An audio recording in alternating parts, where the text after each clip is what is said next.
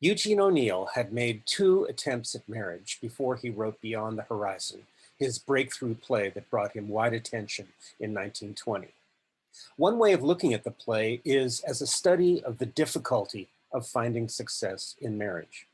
His first marriage was an impulsive attempt to repair a fault, a girlfriend's pregnancy, and the marriage, not the pregnancy, was quickly aborted.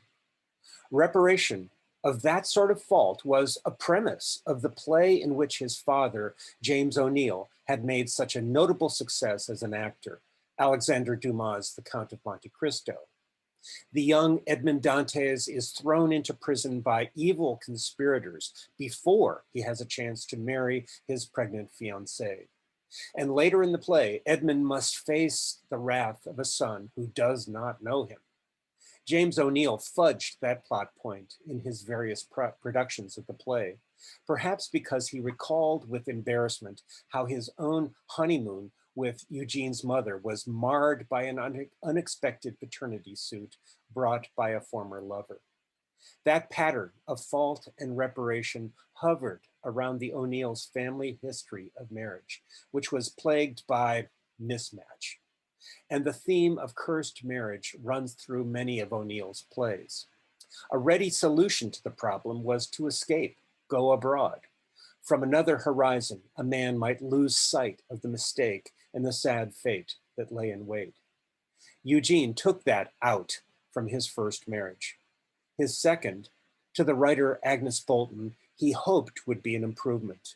She accompanied him on his flight from the world of consequences, and for her, too, the escape seemed better than facing the entanglements of previous relationships. The dream was that they would together fulfill their fantasies of literary creation at the tip of Cape Cod. But consequences have a way of undermining such fantasies, and soon they were expecting a child. The rising tide of domestic responsibilities flooded their lives at the time he was writing Beyond the Horizon. She was writing popular short stories and novellas about relationships doomed by similar ironic twists of fate. And she understood that the ups and downs of their own marriage would at least offer story material to them both. And so Beyond the Horizon was, she believed, her play nearly as much as his.